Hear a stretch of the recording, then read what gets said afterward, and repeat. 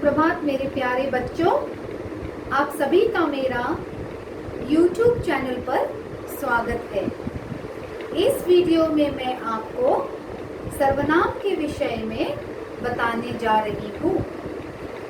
पिछले पाठ में हमने संज्ञा के बारे में जाना था, जो कि पद परिचय का पहला भाग है।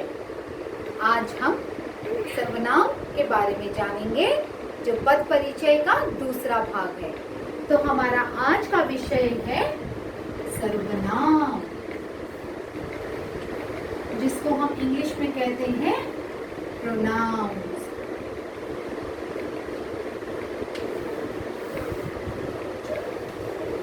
सर्वनाम का अर्थ होता है सबके लिए नाम। जो नाम सबके लिए प्रयोग किया जाता है उसे हम कहते हैं सर्वनाम। सर्व मतलब सब, नाम मतलब नेम। नाम मतलब आपको पता है नेम, तो जो नाम सबके लिए प्रयोग किया जाता है उसे हम कहते हैं सर्वनाम।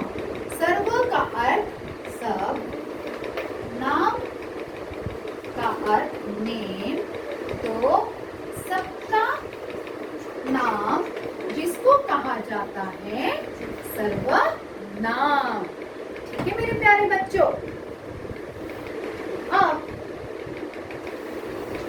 हम सर्वनाम की परिभाषा के ओर बढ़ेंगे कि परिभाषा सर्वनाम की क्या होती है। जिन शब्दों का प्रयोग संज्ञा के स्थान पर किया जाता है उन्हें हम सर्वनाम कहते हैं। संज्ञा के स्थान पर प्रयोग किए जाने वाले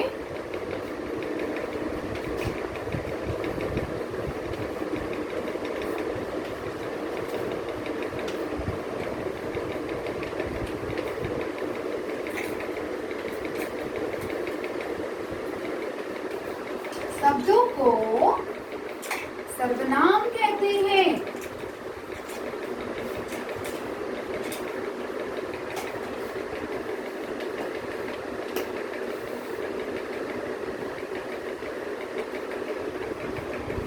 जैसे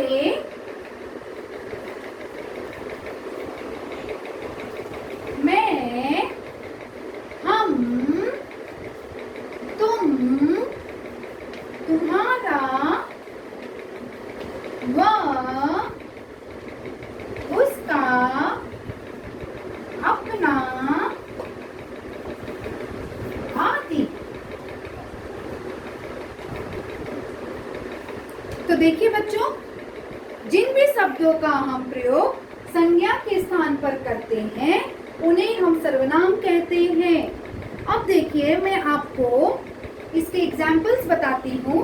वो है मैं, हम, तुम, तुम्हारा, वह, उसका, अपना आदि। ठीक है। अब देखिए, मैं जो है उसके पहले अगर आपको पूछा जाए कि सर्वनाम की क्या परिभाषा होती है तो आपको ये लिखना होगा। अब मैं आपको एक अनुच्छेद यूं लिख कर दिखा रही हूँ, फिर आप मुझे ये बोलिएगा कि कौन सा अच्छा लगता है। देखिए, राधा एक अच्छी लड़की है।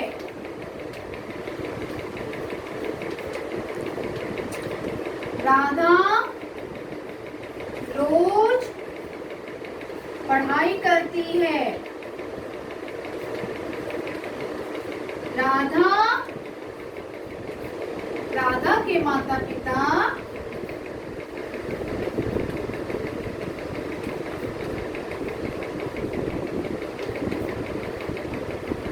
का बहुत सम्मान करती है।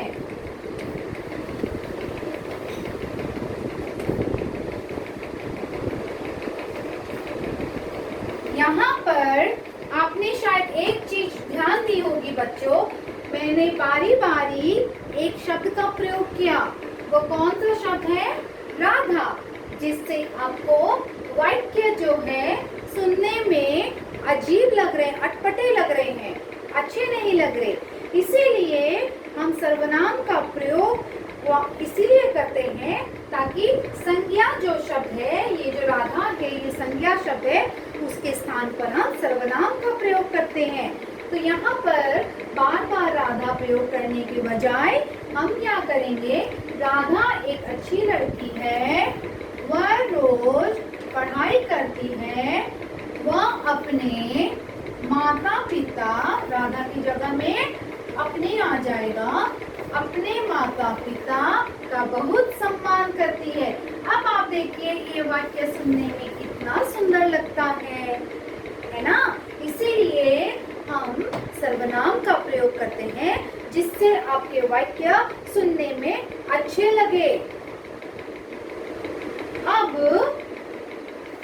मैं आपको सर्वनाम की महत्ता बताऊंगी कि इम्पोर्टेंस क्या होता है सर्वनाम का।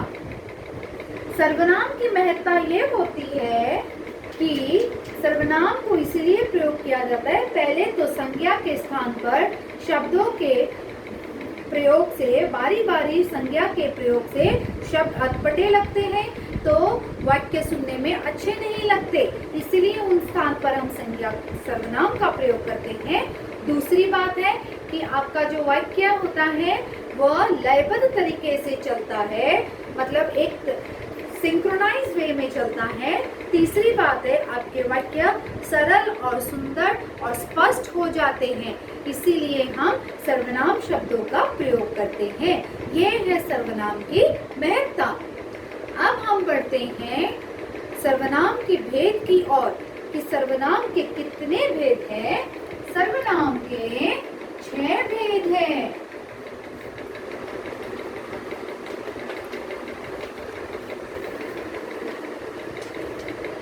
तो पहला भेद है आपका पुरुषवाचक सर्वनाम, दूसरा है आपका निश्चयवाचक सर्वनाम, तीसरा है आपका अनिश्चयवाचक सर्वनाम, चौथा है आपका प्रश्नवाचक सर्वनाम, पांचवा है आपका संबंधवाचक सर्वनाम,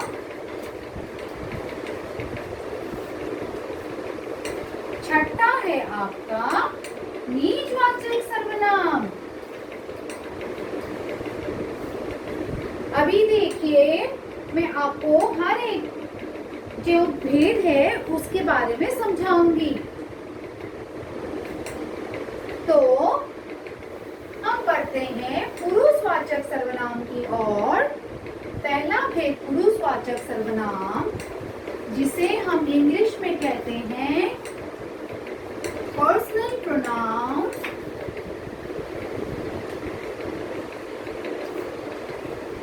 अभी मैं पहले आपको ये बता देती हूँ इसका प्रयोग क्यों किया जाता है। पुरुषवाचक सर्वनाम का अर्थ होता है जब दो व्यक्ति अपने बातचीत को समझाने के लिए पुरुषवाचक सर्वनाम का प्रयोग करते हैं। उसमें एक होते हैं स्पीकर, एक होते हैं, एक वक्ता होता है और एक श्रोता होता है। तो पहला हो गया स्पीकर, दूसरा हो गया लिसनर। तो यहाँ पर हम ये दो व्यक्तियों के बातचीत को समझाने के लिए पुरुषवाचक सर्वनाम का प्रयोग करते हैं। अब पुरुषवाचक सर्वनाम जो होते हैं बच्चों, वो 3 प्रकार के होते हैं। पहला है आपका उत्तम पुरुष, मध्यम पुरुष और अन्य पुरुष। तो उत्तम पुरुष को हम कहेंगे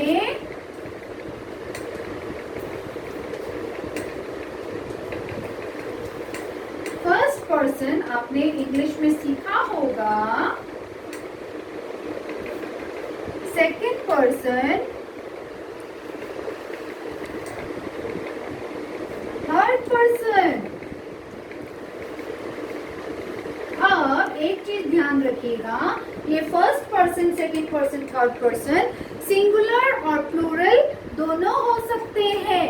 first person, second person, third person singular और प्लूरल दोनों हो सकते हैं।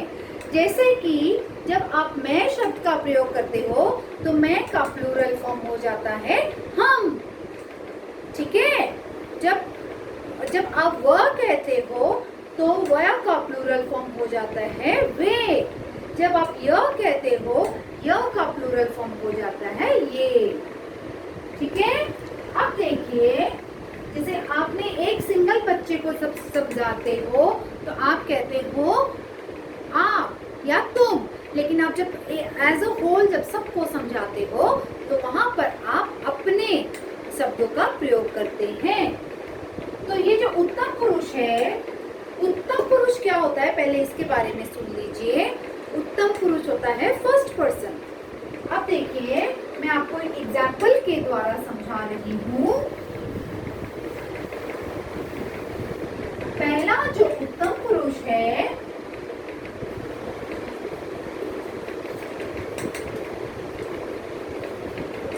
जिसे हम फर्स्ट पर्सन कहते हैं, उसमें आप ये बताते हो कि स्पीकर जो होता है वो हो गया फर्स्ट पर्सन। अब बच्चों, मैं आपको कुछ समझा रही हूँ, ठीक है, और यहाँ सारे टीचर्स आपको मिल करके कुछ समझाते हैं, तो मैं और हम शब्द जो होते हैं वो होते हैं उत्तम पुरुष। जैसे मैं एक अध्यापिका हूँ, मैंने लिखा मैं एक अध्यापिका हूँ, तो यहाँ पर पहला कौन है स्पीकर?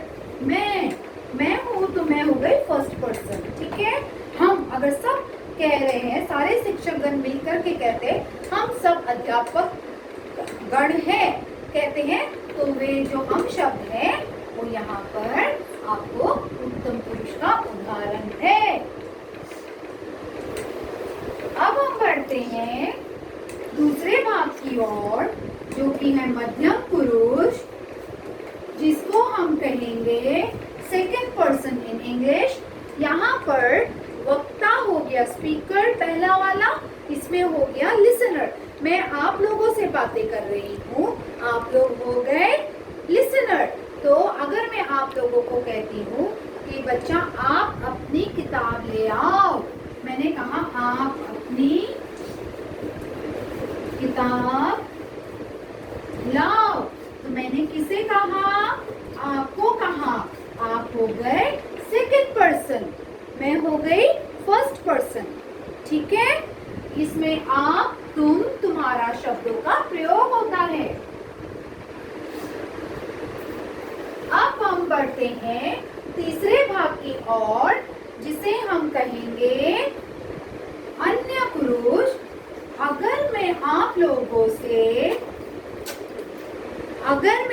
लोगों से किसी और कक्षा की बात कर रही हूँ, जैसे कि अगर मैं आपको कहती हूँ कक्षा 6 के बारे में, वे बच्चे खेल रहे हैं, तो मैंने यहाँ पर बहुवचन का प्रयोग किया है, वे बच्चे शब्द का प्रयोग किया है, तो वे आएंगे। अगर मैं कहूँगी सिंगुलर, वह बच्चा खेल रहा है, तो बच्चे जो है वो यहाँ पर बच्चा हो जाएगा, क्योंकि ये सिंगुलर है। और यहाँ पर बिंदु आएगा प्लूरल में, यहाँ पर बिंदु भी नहीं आएगा, क्योंकि ये प्लूरल फॉर्म है। खेल रहे हैं के जगह में क्रिया भी चेंज हो जाती है, रहे के जगह में रहा हो जाता है, वह की जगह वे की जगह में वह हो जाता है, बच्चे की जगह में बच्चा।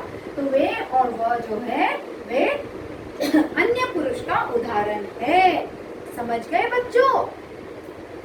ये है आपका पुरुषवाचक सर्वनाम, उत्तम पुरुष, मध्यम पुरुष और अन्य पुरुष।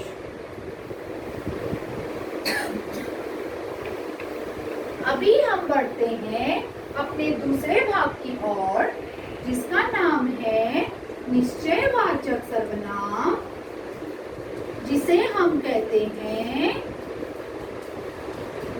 Demonstrative pronoun.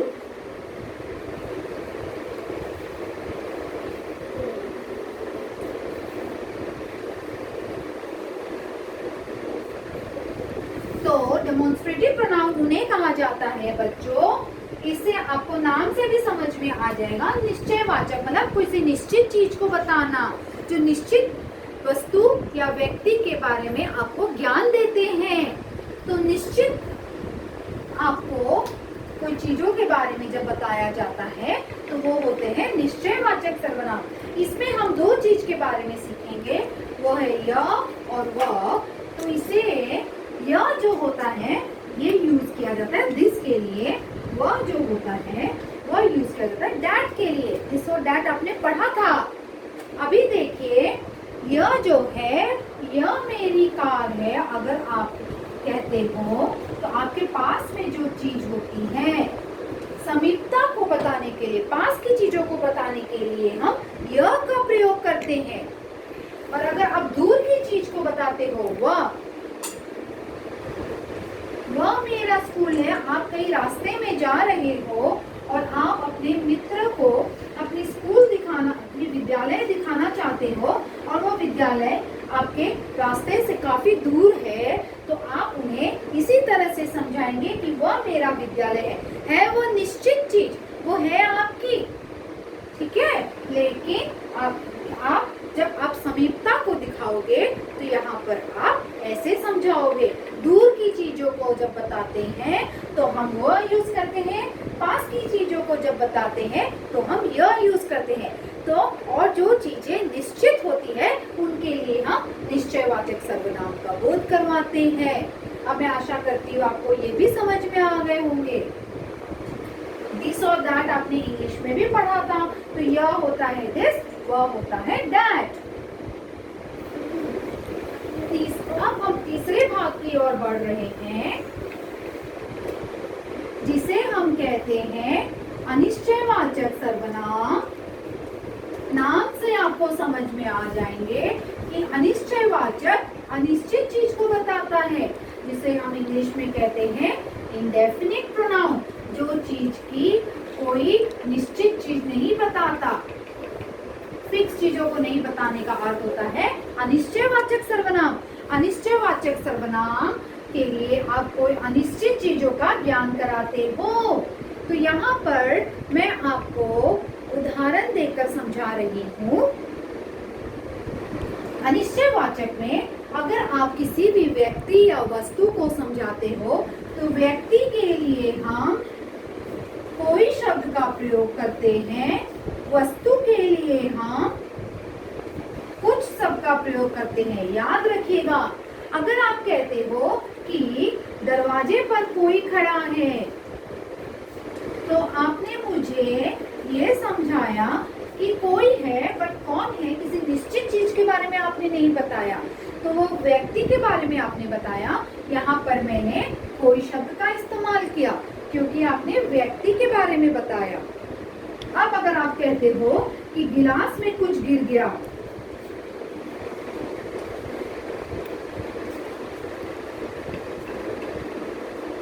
तो गिलास में कुछ गिर गया जब आप कहते हो तो कुछ जो शब्द है वो आपके वस्तु को बता रहा है। कोई चीज गिलास में गिर गई है, वो आप नहीं बता पा रहे हो कौन सी निश्चित चीज गिर गई है, उसी को हम कहते हैं अनिश्चयवाचक, जो किसी निश्चित चीज को नहीं समझाता।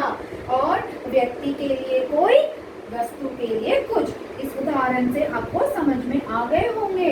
तो इसीलिए अनिश्चयवाचक सर्वनाम के उदाहरण होते हैं कोई या कुछ।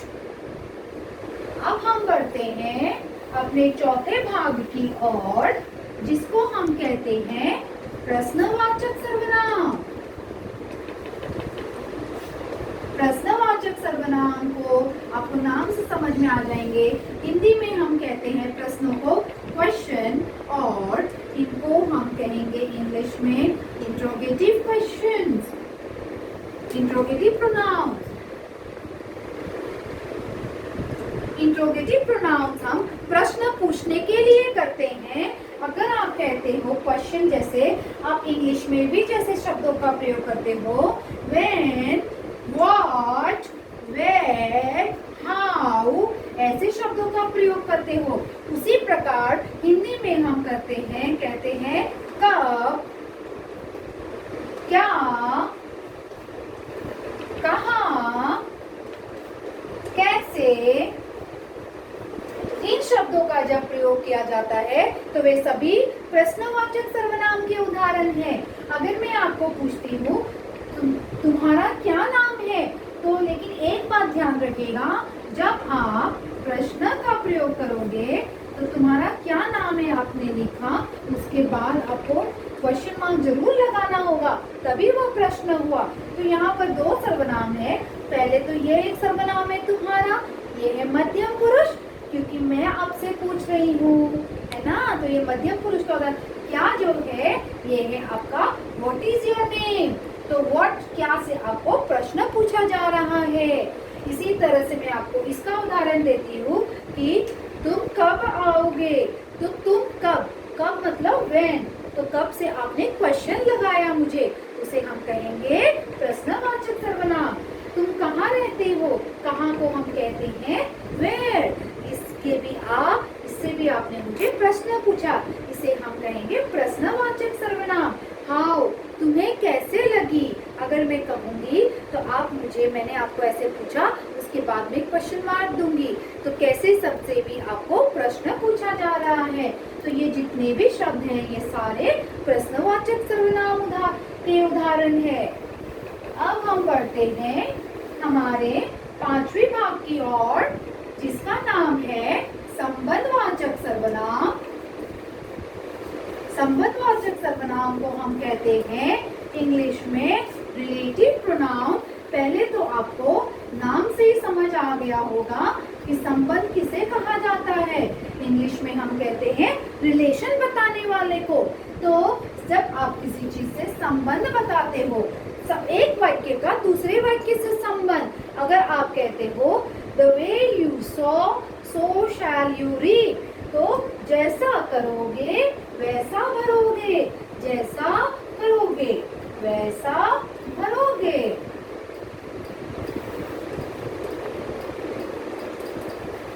तो जैसा और वैसा जो शब्द है वो है आपके संबंधवाचक सर्वनाम के उदाहरण। जैसा वैसा, पहले तो आपको करना होगा, उसके बाद ही तो आपको उसका फल मिलेगा। इसीलिए दूसरा वाला जो होता है पार्ट, ये पहले वाले पर निर्भर होता है। इसीलिए हम कहते हैं जैसा वैसा। अब हम कहते हैं जितना परिश्रम करोगे उतना फल पाओगे। तो जितना उतना, अगर परिश्रम ही नहीं करोगे तो फल कैसे मिलेगा। जितना परिश्रम करोगे उतना फल मिलेगा। तो बिना किए क्या मिल सकता है, नहीं। तो पहले आपको परिश्रम करना होगा, उसके बाद आप फल की प्राप्ति करोगे। तो जितना और उतना, ये दोनों शब्द, ये जो वाक्य को जोड़ते हैं, इन्हें हम कहते हैं संबंधवाचक सर्वनाम। इसमें एक दूसरे वाक्य का संबंध बताया जाता है आपस में, ठीक है।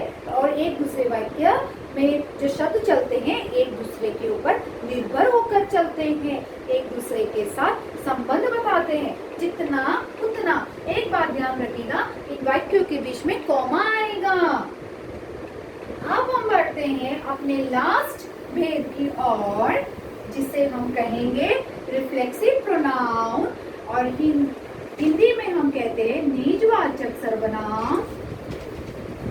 इंग्लिश में हम कहेंगे रिफ्लेक्सिव प्रोनाउन।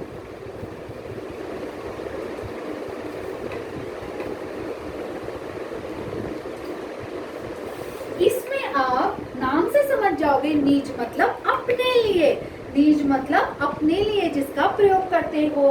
तो निजवाचक सर्वनाम में आप अपने आप को दर्शाते हो, अपने आप को समझाते हो। जैसे आप ये कहते हो कि मैंने अपना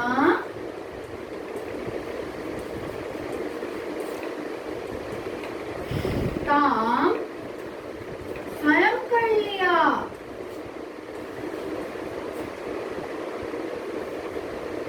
तो आपने काम किया, लेकिन कैसे किया, खुद किया, स्वयं। स्वयं जो शब्द है ये आपको आपके लिए बताया जा रहा है, इसे हम कहेंगे पोजेसिव प्रोनाउन। पोजेशन बताता है रिफ्लेक्स। तो इसमें आप अपने आप के बारे में बताते हो। अब आता है और एक उदाहरण, मैं खाना खुद खाऊंगी। यहाँ पर भी आपने ये बताया कि आप खाना जो खा रही हो वह खुद खा रही हो, खुद अपना दिखा रही हो। इसी को हम कहेंगे नीचवाचक सर्वनाम, जिसमें आप नीचता दिखाती हो अपने कार्य को करने के लिए। तो बच्चों, ये रहा हमारा सर्वनाम का पाठ। यहाँ तक आशा करती हूँ आप सभी को सब कुछ समझ में आ गए होंगे। तो यहाँ पर मैं अपना वीडियो की समाप्ति कर रही हूँ। ठीक है, धन्यवाद।